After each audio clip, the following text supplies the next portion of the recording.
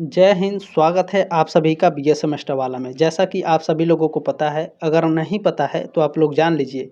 BA semester वाला channel पर आपके सारे सब्जेक्ट की और सारे सेमेस्टर की जो तैयारी है, लिखित और ऑब्जेक्टिव दोनों तरीके से कराई जा रही है। तो एक बार चैनल पर विजिट करके ज़रूर देख लें, उसके बाद ही आप लोग सब्सक्राइब कीजिएगा, ताकि आप first semester, second semester, third semester, fourth semester, fifth semester और सिक्स सेमेस्टर यानी 3 साल लगातार आप हमारे साथ जुड़े रहें। ठीक है, चलें आज के इस क्लास के माध्यम से हम लोग कवर करने वाले हैं BA first year first semester home science यानी गृह विज्ञान। ठीक है, अच्छा, न्यू बैच स्टार्ट हो गया है। आप लोगों का एग्ज़ाम 2024, एग्ज़ाम 2025 और ये जो क्लास एग्ज़ाम 2026, एग्ज़ाम 2027 के लिए भी मोस्ट इम्पोर्टेंट है। ठीक है, अच्छा, इसमें मैं आपको कुछ बताना चाहता हूँ, बहुत ही ध्यानपूर्वक देखिएगा आप लोग।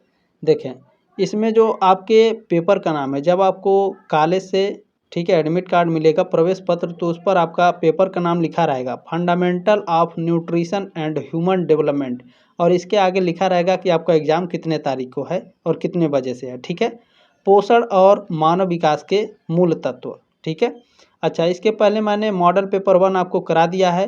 ठीक है, मॉडल पेपर 2 है, क्लास B2 है। हालांकि ये मैंने इसके पहले भी और सारे क्लासेस कराए हैं, तो डिस्क्रिप्शन बॉक्स में प्लेलिस्ट का लिंक है, आप लोग विजिट करके ज़रूर देख लीजिएगा जो मैंने मॉडल पेपर आपको बताया है। ठीक है, चलें, और इसमें सबसे मोस्ट इम्पोर्टेंट बात यह है कि जो दीनदयाल उपाध्याय गोरखपुर विश्वविद्यालय है, इसका पेपर कोड है HSC 101। आपके विश्वविद्यालय का जो भी पेपर कोड होगा आप लोग कमेंट बॉक्स में कमेंट जरूर करिएगा। ठीक है, चले, जैसा कि जो प्रीवियस बच्चे हैं जो लगातार हमारे साथ जुड़े हैं उनको पता है, top 60 most important objective question answer with important notes. ये 60 क्वेश्चन नहीं होते हैं, क्योंकि इसमें आपको नोट्स भी पढ़ाए जाते हैं, तो ये 100 प्लस आपके क्वेश्चंस होते हैं। ठीक है, तो ये बात ध्यान रखेंगे।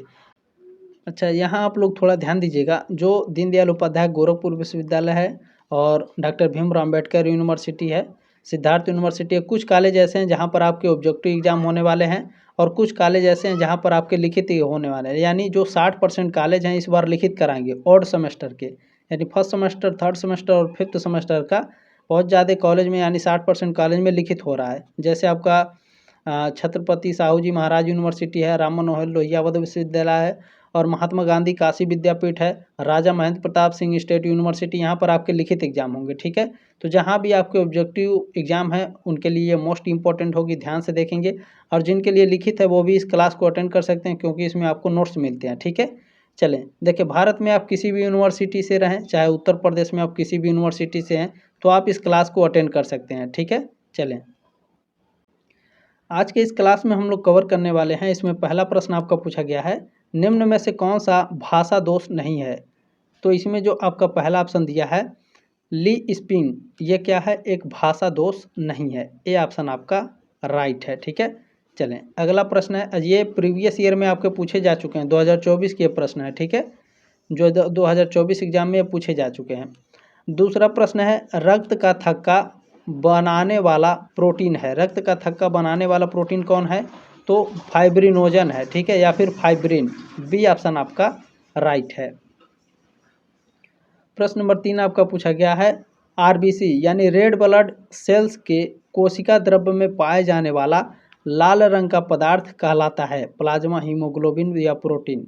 तो ये लाल रक्त का पदार्थ क्या है? हीमोग्लोबिन है। ठीक है, यानी जो आपका खून है, तो आपके खून में जो कोशिका द्रव्य है, ठीक है, उसमें पाए जाने वाला जो लाल कलर का होता है वो हीमोग्लोबिन होता है। ठीक है, बी ऑप्शन आपका राइट है। प्रश्न नंबर 4 आपका पूछा गया है, रक्त संचरण में कौन सा रुधिर वर्ग सर्वग्राही है? यानी इन चारों में से कौन ऐसा रक्त समूह है जो सभी का रक्त ग्रहण कर सकता है? तो जो इसमें ए बी समूह वाले होते हैं ये सर्वग्राही होते हैं। ठीक है, बी ऑप्शन आपका राइट है। देखें, क्वेश्चन आपके थोड़े हार्ड पूछे जाते हैं। ठीक है, थोड़ा तोड़ मरोड़ के पूछे जाते हैं, आपको समझाने का प्रयास हम बहुत ही सरल तरीके से करेंगे। ठीक है, चलिए, पांचवा प्रश्न है, हीमोग्लोबिन सहायक होता है किसमें? वृद्धि में, ऑक्सीजन संवहन में, पोषण में या उत्सर्जन में? बिल्कुल, जो हीमोग्लोबिन होता है ऑक्सीजन संवहन में सहायक होता है। सर जी, ऑक्सीजन संवहन क्या होता है? आप जो सांस ले रहे हैं प्रेजेंट टाइम में, वो सांस को आपके शरीर में कौन ले जा रहा है? ये हीमोग्लोबिन ले जाता है। ठीक है, ध्यान रखेंगे। हीमोग्लोबिन नहीं रहेगा शरीर में तो आप सांस नहीं ले पाएंगे। देखें, शरीर में ऊर्जा संग्रह का रूप है, यानी आपके शरीर में ऊर्जा किस रूप में संग्रहित होता है? कार्बोज के रूप में। ठीक है, बी ऑप्शन आपका राइट है। याद रखिएगा, कार्बोहाइड्रेट से आपके शरीर को ऊर्जा प्रदान होता है। ठीक है, आपके एग्जाम में पूछा जाता है। ठीक है, शरीर को ऊर्जा किससे प्रदान होता है? कार्बोहाइड्रेट से। प्रश्न नंबर 7 आपका पूछा गया, निम्न में से कौन कोशिका में ऑक्सीजन की पूर्ति करते हैं?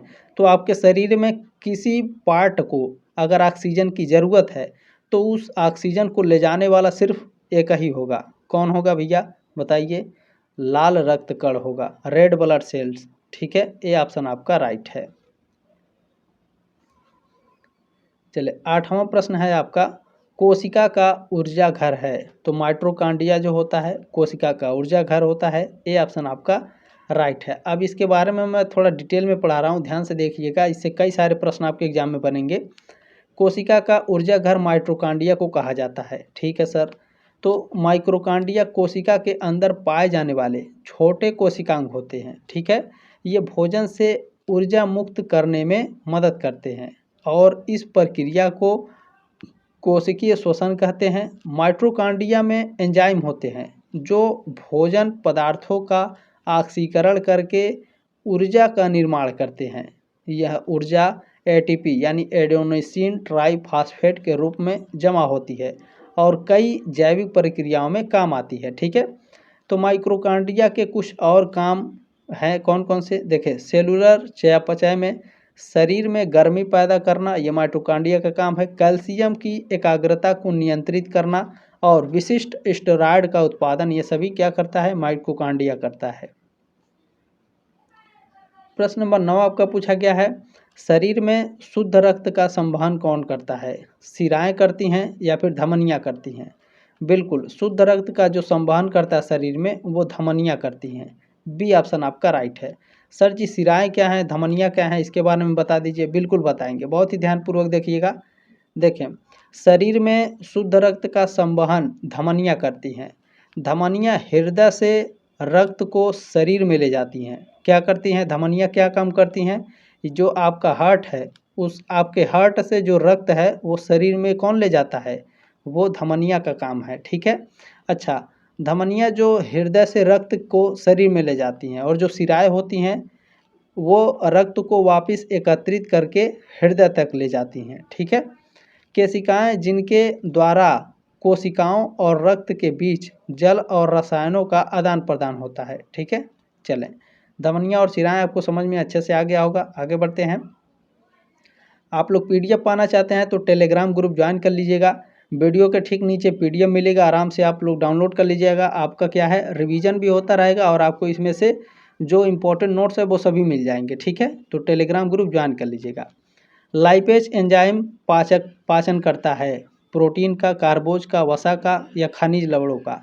तो ध्यान रखेंगे, जो लाइपेज एंजाइम होता है ये वसा को तोड़ करके इसका पाचन करता है। सी ऑप्शन आपका राइट है। ठीक है, चलें, देखिए यहाँ पर लिखा है लाइपेज एंजाइम वसा को तोड़कर पाचन में मदद करता है। 11 नंबर प्रश्न पूछा गया है, एनीमिया किसकी कमी के कारण होता है? तो देखिए, जब आपके शरीर में आयरन की कमी हो जाएगी यानी लौह तत्व की, ठीक है, लौह लवण की जब मात्रा आपके शरीर में कमी हो जाती है तो एनीमिया हो जाता है। बी ऑप्शन आपका राइट है। प्रश्न नंबर आपका 12 पूछा गया है, ऊतकों तक ऑक्सीजन को निम्न में से कौन संवहन करता है? Myoglobin, oxyglobin, haemoglobin. तो हीमोग्लोबिन जो होता है ये ऊतकों तक ऑक्सीजन पहुंचाने में मदद करता है। सी ऑप्शन आपका राइट है। प्रश्न नंबर 13 आपका पूछा गया है, टाइलिन पाया जाता है लार में, एंजाइम में, हार्मोन में या फिर यूरिन में? तो जो टाइलिन होता है यह आपके लार में पाया जाता है। ठीक है, ए ऑप्शन आपका राइट है। अब यहाँ आप लोग थोड़ा ध्यान रखेंगे, देखें, टाइलिन लार का सबसे महत्वपूर्ण एंजाइम है। यह स्टार्च को माल्टोज में तोड़ता है। ठीक है, टाइलिन किस में पाया जाता है? ये लार में पाया जाता है। ठीक है, और जो टाइलिन है यह स्टार्च को माल्टोज में तोड़ता है, जो एक सरल शर्करा है जिसे शरीर आसानी से पचा सकता है। इस तरह भोजन का पाचन मुंह में ही शुरू हो जाता है। टाइलिन को लार एमाइलेज भी कहा जाता है। आपके शरीर में आपके एग्जाम में पूछा जाता है कि लार एमाइलेज किसे कहा जाता है? टाइलिन को। ये प्रश्न तो बहुत ही फेमस हो। सामान्य रक्तचाप है तो 120/80 mmHg ये आपका सामान्य रक्तचाप होता है। डी ऑप्शन आपका राइट है। प्रश्न नंबर 15 आपका पूछा गया, लाल रक्त कणिकाओं का निर्माण होता है, किसके द्वारा होता है? अस्थि मज्जा के द्वारा लाल रक्त कणिकाओं का निर्माण होता है। बी ऑप्शन आपका राइट है। अब यहाँ थोड़ा ध्यान रखिएगा, बहुत ही इंपॉर्टेंट ये की पॉइंट है, यहाँ से कई सारे प्रश्न बनेंगे। लाल रक्त कोशिकाओं का निर्माण अस्थि मज्जा में होता है। ठीक है भैया, अस्थि मज्जा हड्डियों के अंदर मौजूद नरम ऊतक होता है। यह मुख्य रूप से कूल्हे और जांघ की हड्डियों में होता है। ठीक है, लाल रक्त कोशिकाओं के निर्माण की प्रक्रियाओं को एरिथ्रोपोएसिस कहते हैं। बहुत ही बढ़िया प्रश्न है, आपके एग्जाम में पूछा जाता है। लाल रक्त कोशिकाओं के निर्माण की प्रक्रिया को क्या कहा जाता है? एरिथ्रोपोएसिस। ठीक है, यह प्रक्रिया लगभग 7 दिनों तक चलती है। इस प्रक्रिया में अस्थि मज्जा में मौजूद मूल कोशिकाएं स्टेम सेल अलग अलग तरह की कोशिकाओं में बदलती हैं। इनमें से नार्मोब्लास्ट कोशिकाएं लाल रक्त कोशिकाओं का निर्माण करती हैं। आपके एग्जाम में पूछा जाता है लाल रक्त कोशिकाओं का निर्माण कौन करती है? नार्मोब्लास्ट कोशिकाएं। ठीक है, चलें प्रश्न नंबर 16 है, बहुत ही इंपॉर्टेंट है, ध्यान से देखेंगे। गति निर्धारक, ठीक है, SA घुंडी कहाँ पाई जाती है? तो गति निर्धारक जो SA घुंडी होती है ये आपके शरीर के हृदय में पाई जाती है। ठीक है, डी ऑप्शन आपका राइट है, आपके हार्ट में यह पाई जाती है। ठीक है, चलिए अब यहाँ देखिएगा, बहुत ही मजा आएगा। गति निर्धारक या SA नोड हृदय के दाएं अलिंद की दीवार में स्थित होता है। ठीक है, यह हृदय की चालन प्रणाली का एक अहम हिस्सा है। यह हृदय गति को नियंत्रित करता है। ठीक है, जो गति निर्धारक है SA नोड, ये क्या करता है? आपके हार्ट के जो आपकी गति है हार्ट का, उसको नियंत्रित करता है और हृदय की मांसपेशियों में विद्युत आवेग को उत्पन्न करता है। अच्छा, इसी वजह से हृदय सिकुड़ता और खून पंप करता है। किसकी वजह से? गति निर्धारक या भी SA नोड से। ठीक है, चलें प्रश्न नंबर 17 आपका पूछा गया है, टेबल शुगर के नाम से किसे जाना जाता है? तो बहुत जाहिर सी बात सर, टेबल पर शुगर रखा है यानी चीनी रखा है तो सुक्रोज कर कहेंगे भैया। ठीक है, ए ऑप्शन आपका राइट है। अब यहाँ आप लोग ध्यान देंगे, टेबल शुगर को सुक्रोज के नाम से जाना जाता है। ठीक है, सुक्रोज जो होता है ग्लूकोज और फ्रक्टोज जैसे दो मोनोसैकेराइड से मिलकर बना एक डाइसैकेराइड है। अच्छा, सबसे फेमस क्वेश्चन है, आपके एग्जाम में पूछा जाता है, इनमें से कौन एक डाइसैकेराइड है? 4 ऑप्शन देगा, ग्लूकोज, सुक्रोज, फ्रक्टोज और माल्टोज। तो जो सुक्रोज होता है ये एक डाइसैकेराइड है। अब यहाँ थोड़ा मैं आपको समझा रहा हूँ, ध्यान से देखिएगा। जो ग्लूकोज है और फ्रक्टोज है ये मोनोसैकेराइड हैं, दोनों ग्लूकोज और फ्रक्टोज। आपके एग्जाम में पूछता है इनमें से कौन मोनोसैकेराइड है? फ्रक्टोज और ग्लूकोज ये मोनोसैकेराइड है और ग्लूकोज और फ्रक्टोज ये दोनों मोनोसैकेराइड हैं और इन दोनों को मिला करके क्या बनता है? डाइसैकेराइड। डाइसैकेराइड क्या है?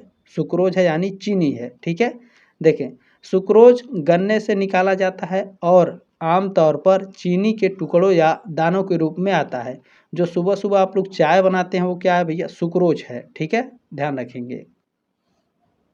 18 नंबर प्रश्न है, तत्कालिक ऊर्जा का स्रोत किसे माना जाता है? तत्कालिक ऊर्जा का स्रोत ग्लूकोज को माना जाता है। ठीक है, अगर कोई एडमिट होता है हॉस्पिटल में, सबसे पहले क्या लगाएंगे? ससुरे बोतल लटका देते हैं। ठीक है, वो क्या होता है? ग्लूकोज होता है, आपके शरीर को ऊर्जा मिलती है बहुत जल्दी उससे। ठीक है, बी ऑप्शन आपका राइट है। अब आपको समझ में आ गया होगा कि तुरंत हॉस्पिटल वाले क्यों ये बोतल टांग देते हैं, इसीलिए। ठीक है, ध्यान रखेंगे। प्रश्न नंबर 19 है, विटामिन के अध्ययन को कहा जाता है? विटामिन के अध्ययन को विटामिनोलॉजी कहा जाता है। ए ऑप्शन आपका राइट है।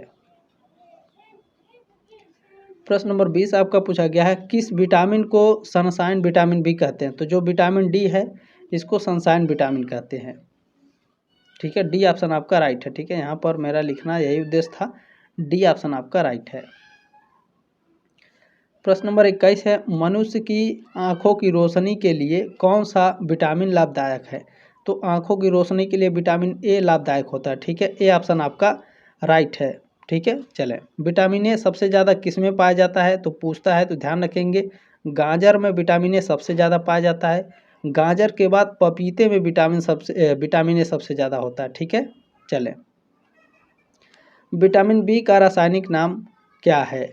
चाहे देखें यहाँ पर बच्चे कंफ्यूज हो जाते हैं। एक प्रश्न ऐसे पूछेगा कि विटामिन B1 का रासायनिक नाम क्या है, इसी में बच्चे कंफ्यूज होते हैं। तो ध्यान रखिएगा, चाहे विटामिन बी पूछे चाहे विटामिन B1 पूछे, दोनों का रासायनिक नाम एक ही है, थायमीन। सी ऑप्शन आपका राइट है। प्रश्न नंबर 23 आपका पूछा गया है, बहुत ही ध्यान से देखेंगे। इनमें से किसे पोषक तत्व नहीं माना जाता है? देखिए, जो विटामिन है, खनिज है और वसा है, ये पोषक तत्व हैं। एंजाइम क्या है? एंजाइम आपके लार में पाया जाता है। ठीक है, सी ऑप्शन आपका करेक्ट है। चलिए, प्रश्न नंबर 24 है भैया, खट्टे फल का एक उत्कृष्ट स्रोत है। तो विटामिन सी में खट्टे फल, विटामिन सी जो है, खट्टे फल विटामिन सी का एक उत्कृष्ट स्रोत है। ठीक है, बी ऑप्शन आपका राइट है। विटामिन सी की कमी से स्कर्वी रोग होता है। बहुत ही फेमस क्वेश्चन है, बार बार पूछता है आपके एग्जाम में, ध्यान रखेंगे। प्रश्न नंबर 25 है, शरीर द्वारा विकास, ऊर्जा, मरम्मत और रख रखाव के लिए आवश्यक पदार्थ को कहा जाता है। तो इसे पोषक तत्व कहा जाता है। पोषक तत्व की वजह से आपका शरीर का जो विकास है, ऊर्जा है, आपके शरीर में जो ऊतकें टूट फूट जाती हैं उसकी मरम्मत है, आपके शरीर का जो रख रखाव है वो कौन करता है? पोषक तत्व। पोषक तत्वों में खनिज, लवण और आयरन ये सभी आते हैं। ठीक है, ए ऑप्शन आपका राइट है। 26 नंबर प्रश्न है, विकासात्मक कार्य का प्रतिपादन किया था। जीन पियाजे ने विकासात्मक कार्य का प्रतिपादन किया था। ए ऑप्शन आपका राइट है। 2024-2025 के एग्जाम में बहुत ही इंपॉर्टेंट है, ये पूछा जाएगा। प्रश्न नंबर 27 आपका क्या पूछा गया है, निम्न में से किस एक को संपूर्ण आहार कहा जाता है? तो दूध को संपूर्ण आहार कहा जाता है। सी ऑप्शन आपका राइट है। प्रश्न नंबर 28 है, विटामिन ए की कमी से रोग होता है। विटामिन ए की कमी से दृष्टिहीन, ठीक है, रतौंधी होता है विटामिन ए की कमी से। ए ऑप्शन आपका राइट है। देखें, जो यहाँ दृष्टिहीनता लिखा है, यहाँ पर रतौंधी लिख करके देता है, तो ये भी आप लोग ध्यान रखेंगे एग्जाम में। प्रश्न नंबर 29 है, विटामिन B1 की कमी से कौन सा रोग होता है? चाहे विटामिन बी हो चाहे विटामिन B1 हो, दोनों एक ही है, तो इसकी कमी से बेरी बेरी रोग होता है। डी ऑप्शन आपका राइट है। सर जी, बेरी बेरी रोग क्या होता है? तो देखिए, जब आपको बेरी बेरी रोग हो जाएगा तो आपके होठों के आसपास दरारें पड़ जाती है, आपके हाथ पैर में दरारें पड़ जाती हैं, उससे ब्लड निकलता है। ठीक है, बहुत दर्द होता है, वो बेरी बेरी रोग होता है। ठीक है, ध्यान रखेंगे। प्रश्न नंबर 30 है, विटामिन सी की कमी से कौन सा रोग होता है? ये मैंने कहा था फेमस क्वेश्चन है, ये आपका पूछा जाता है, स्कर्वी। ये ऑप्शन आपका राइट है। विटामिन सी की कमी से स्कर्वी रोग होता है। सर जी, स्कर्वी रोग में क्या होता है? तो इसमें आपके जो मसूड़े होते हैं, मुंह में जो मसूड़े हैं दांतों के ऊपर, ये फूल जाते हैं। ठीक है, ध्यान रखेंगे, उससे ब्लड आने लगता है। और जो मुंह है, इससे बदबू बहुत तेज से आती है। रिकेट्स किस विटामिन की कमी से होता है? सर जी, रिकेट्स क्या होता है?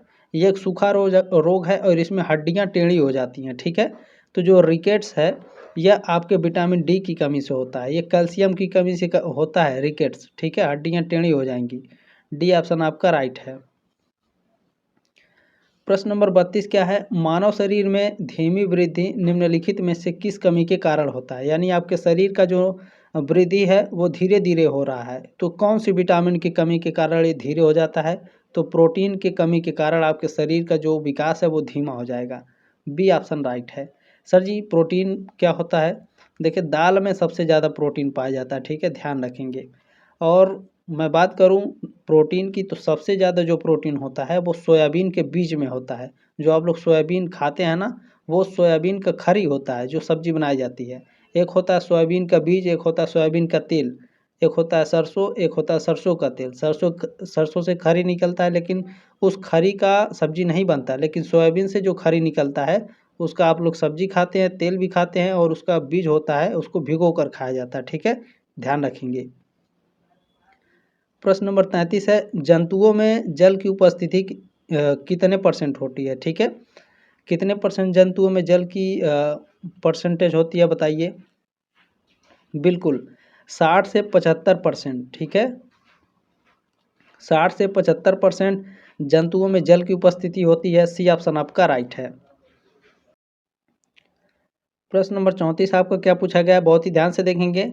निम्न में से कौन सी प्रोटीन दूध में पाई जाती है, ठीक है। या फिर एक प्रश्न इसी प्रश्न को दूसरे तरीके से पूछता है कि दूध में कौन सा प्रोटीन पाया जाता है। तो दूध में केसिन प्रोटीन पाया जाता है, ठीक है। केसिन नाम का प्रोटीन होता है। बी ऑप्शन आपका राइट है। प्रश्न नंबर 35 है, नमी लिए उष्मा वाले भोजन पकाने की विधि है। तो उबालना है, ठीक है। ए ऑप्शन आपका राइट है। प्रश्न नंबर आपका 36 है, सूखी उष्मा वाले भोजन पकाने की विधि है। भुनना, बेकिंग और सोटिंग, ये सभी क्या है, सूखी उष्मा वाले भोजन पकाने की विधि है। डी ऑप्शन आपका राइट है। प्रश्न नंबर 37 आपका पूछा गया है, सूखी उष्मा द्वारा भोजन पकाने की विधि है। सूखी उष्मा द्वारा भोजन पकाने की विधि सोटिंग है। ए ऑप्शन आपका राइट है। प्रश्न नंबर आपका 38 पूछा गया है, उबालने की प्रक्रिया में किया जाता है। तो अधिक पानी का प्रयोग किया जाता है। ए ऑप्शन आपका राइट है। प्रश्न नंबर 39 पूछा गया है, नारियल का कौन सा भाग रेशा उत्पन्न करता है। बीज आवरण, मध्य भित्ति, बाह्य भित्ति या फल वाली भित्ति। तो नारियल का जो मध्य भित्ति होता है, इसके कारण नारियल में बाल आते हैं, उग जाते हैं बहुत सारे, ठीक है। यानी रेशा उत्पन्न हो जाते हैं, ठीक है। बी ऑप्शन आपका राइट है। प्रश्न नंबर 40 आपका पूछा गया है, एरिल किसका खाने योग्य भाग है। केला का, लीची का, आम का या सेब का। सर जी, एरिल क्या होता है, तो फल के ऊपर एक पतली सी झिल्ली होती है, ठीक है। कौन सा खाने योग्य होता है, तो लीची में होता है। बी ऑप्शन आपका करेक्ट है। अब यहाँ प्रश्न नंबर 41 देखेंगे। 41 नंबर पूछा गया है कि अंकुरित होने के लिए कितने तापमान की आवश्यकता होती है। यानी मान लीजिए आपने चना भिगोया, चना को पानी से बाहर निकाल दिया, अब उस चने में से आप चाहते हैं कि वो अंकुरित हो जाए। ठीक है भैया, वो अंकुरित हो जाएगा, लेकिन कितने तापमान में वो अंकुरित होगा। तो 25 से 30 डिग्री सेल्सियस में क्या होता है, अंकुरित होता है। ये ऑप्शन आपका राइट है, ठीक है। इसीलिए कपड़े से और चीज़ों से ढक करके रखा जाता है। प्रश्न नंबर आपका 42 है, अंकुरण के लिए आवश्यक गैस है। यानी जब भैया चने से वो अंकुरण निकल रहा है, तो उसको कौन सी गैस चाहिए, तो उसे ऑक्सीजन चाहिए, ठीक है। सी ऑप्शन आपका राइट है 42 का। प्रश्न नंबर 43 है, किसके प्रयोग से अल्कोहल या शराब का निर्माण होता है। तो आप सभी लोग जानते हैं किण्वन, जो किण्वन होता है, इसके प्रयोग से अल्कोहल और शराब का निर्माण होता है, किण्वन प्रक्रिया द्वारा, ठीक है। ये ऑप्शन आपका राइट है। आप लोगों ने हाई स्कूल और इंटर में अगर साइंस पढ़ा होगा तो आपको किण्वन पता होगा, ठीक है। चलें, प्रश्न नंबर 44 है, कौन सी सब्जी पत्ते से बनी होती है जिसे हम खाते हैं। तो देखें इन चारों में जो डी ऑप्शन है, पालक, ये एक साग है जो पत्तियों से बनी होती है और इसे हम खाते हैं, ठीक है। डी ऑप्शन राइट है। एक प्रश्न पूछा जाता है कि कौन सी सब्जी में सबसे ज़्यादा मात्रा में आयरन पाया जाता है। तो वो पालक में सबसे ज़्यादा आयरन पाया जाता है, ठीक है। चलिए, डी ऑप्शन आपका राइट है, ध्यान रखेंगे। अब यहाँ प्रश्न नंबर 45 आपका क्या पूछा गया है। चलें, 45 नंबर प्रश्न है आपका, निम्नलिखित में से कौन सा खाना पकाने का तरीका नहीं है। बिल्कुल, जो सिलाई है, क्या भैया ये खाने का तरीका है, खाना पकाने का या खाना बनाने का तरीका नहीं, ये कपड़ा सिलाई करने का तरीका है, सिलाई, ठीक है। ये ऑप्शन आपका राइट है। प्रश्न नंबर 46 आपका पूछा गया है, कम तापमान पर धीमी उबाल होती है 85 डिग्री सेल्सियस से 96 डिग्री सेल्सियस। सी ऑप्शन आपका राइट है। प्रश्न नंबर 47 पूछा गया है, निकोटीनिक अम्ल की कमी से कौन सा रोग होता है। निकोटीनिक अम्ल की कमी से, तो ये पेलाग्रा रोग होता है निकोटीनिक अम्ल की कमी से। डी ऑप्शन आपका राइट है। अब इसके बारे में मैं थोड़ा बताऊंगा, आप लोग ध्यान रखिएगा, एग्जाम में पूछा जाएगा। जो पेलाग्रा है एक बीमारी है जो नियासिन यानी विटामिन B3 की कमी से होता है। आपके एग्जाम में पूछा जाता है नियासिन की कमी से कौन सा रोग होता है, पेलाग्रा रोग होता है। विटामिन B3 की कमी से कौन सा रोग होता है, पेलाग्रा रोग होता है, ठीक है। नियासिन भोजन को पचाने में मदद करता है और पाचन तंत्र है और जो तंत्रिका है उसका काम काज में सहायक करता है, ठीक है, नियासिन। प्रश्न नंबर 48 है, नमक का रासायनिक नाम क्या है? बताइए। आप लोग साइंस पढ़े होंगे हाई स्कूल इंटर में, बिल्कुल, सोडियम क्लोराइड। ठीक है, NaCl क्या है? NaCl ये क्या है? ये आपके नमक का रासायनिक नाम है। ठीक है, पूछा जाता है नमक की कमी से कौन सा रोग होता है? घेंघा रोग। आयोडीन की, हाँ, आयोडीन की कमी से कौन सा रोग होता है? घेंघा रोग होता है। ठीक है, चलें। प्रश्न नंबर 49 आपका पूछा गया है, निम्न में से कौन सी मानव लार ग्रंथि नहीं है? बताइए। बिल्कुल, जो ऑप्शन नंबर डी में दिया है इंफ्रा आर्बिटल, ये आपकी मानव लार ग्रंथि नहीं है। बाकी पैरोटिड, सब मैक्सिलरी, अब सबलिंगुअल, ये क्या है? ये मानव लार ग्रंथि है। इंफ्रा आर्बिटल क्या है सर? चलिए इसके बारे में जान लीजिए। देखें, इंफ्रा आर्बिटल मनुष्यों में मौजूद नहीं होते हैं। ठीक है, ये लार ग्रंथि है। यह ग्रंथि बिल्लियों और खरगोशों जैसे जानवरों में पाई जाती है। इंफ्रा आर्बिटल ग्रंथियां आँख के नीचे कक्षा के तल पर होती हैं और इनकी नलिकाएं आँखों में आंसू स्रावित करती हैं। प्रश्न नंबर 50 है आपका, मात्रात्मक और गुणात्मक होता है। तो मात्रात्मक और गुणात्मक विकास होता है, ये ऑप्शन आपका राइट है। ठीक है, चलें आगे बढ़ते हैं। अगला प्रश्न आपका देखते हैं क्या पूछा गया है। चलें, प्रश्न नंबर आपका 51 पूछा गया है, 51 नंबर, ओजोन किससे बनती है? जाहिर सी बात है भैया, ओजोन आपका ऑक्सीजन से बनेगा। ठीक है, डी ऑप्शन राइट है। सर जी कैसे? तो ओजोन का सूत्र क्या होता है? O3। ठीक है, इसमें ओजोन के कितने आपके परमाणु हैं? ओजोन के 3 परमाणु हैं। ठीक है, O और O, क्या है ये? O3 है। ठीक है, ऑक्सीजन के 3 परमाणुओं से मिलकर ओजोन बनता है, ये बात ध्यान रखेंगे। प्रश्न नंबर आपका 52 पूछा गया है, 52 नंबर, खाए हुए भोजन का कितना प्रतिशत जैव मात्रा में बदलता है? तो 10%। खाने का 10% जैव मात्रा में बदलता है। सी ऑप्शन आपका राइट है। प्रश्न नंबर 53 है, जैव घटक और अजैविक घटक किससे संबंधित है? तो ये दोनों पर्यावरण से संबंधित है। ए ऑप्शन राइट है आपका 53 का। प्रश्न नंबर 54 आपका पूछा गया है, जब संरक्षण एवं प्रदूषण नियंत्रण अधिनियम कब बना? जब नहीं है, ये जैव है। ठीक है, ठीक है, जैव संरक्षण एवं प्रदूषण नियंत्रण अधिनियम 1974 में बना था। ये ऑप्शन आपका राइट है। प्रश्न नंबर 55 है, वन अनुसंधान संस्थान कहाँ है? तो देहरादून में है। सी ऑप्शन आपका राइट है। प्रश्न नंबर आपका 56 पूछा गया है, भारत में प्रथम वन नीति का निर्माण हुआ कब हुआ था? 1894 भारत में प्रथम वन नीति का निर्माण हुआ। ये ऑप्शन आपका राइट है। ठीक है, कब हुआ था डेट भी याद रखेंगे। भारत में पहली राष्ट्रीय वन नीति 18 अक्टूबर 1894 को लागू की गई थी। ठीक है, ध्यान रखेंगे। 56 का ऑप्शन नंबर ए राइट है, 1894। चलिए 57 नंबर प्रश्न पूछा गया है, पर्यावरण व पारिस्थितिकी का जैविक घटक क्या है? मृदा है, जल है, वायु है या वनस्पति है? पर्यावरण व पारिस्थितिकी का जैविक घटक वनस्पति आ जाएगा। डी ऑप्शन आपका राइट है। ठीक है, मृदा, जल और वायु ये कैसी घटक है? तो ध्यान रखेंगे ये भौतिक घटक हैं। ठीक है, देखिए पर्यावरण एवं पारिस्थितिकी का भौतिक घटक क्या है? तो भौतिक घटक है प्रवाहित जल। सी ऑप्शन आपका राइट है। ठीक है, देखिए भौतिक घटक में क्या क्या होते हैं, पर्यावरण के भौतिक घटक में क्या क्या शामिल होते हैं? इन्हें जैविक कारक भी कहा जाता है। ठीक है, भौतिक घटक को हवा, पानी, मिट्टी, जलवायु, तापमान, सूरज की रोशनी, ये सब क्या है? ये सब पर्यावरण के भौतिक घटक हैं। ठीक है, जिन्हें अजैविक घटक बोला जाता है। ठीक है, सॉरी, अजैविक कारक बोला जाता है। चलिए प्रश्न नंबर 59 है, नैतिक विकास का सिद्धांत किसने दिया था? नैतिक विकास का सिद्धांत कोहलबर्ग ने दिया था। ए ऑप्शन आपका करेक्ट है। अब पूछता है कि यह सिद्धांत इन्होंने कब दिया था? तो नैतिक विकास का सिद्धांत अमेरिकी मनोवैज्ञानिक लॉरेंस कोहलबर्ग ने दिया था।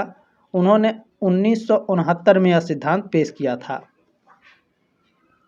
ये लास्ट प्रश्न है आपका, संज्ञानात्मक विकास का सिद्धांत दिया किसने?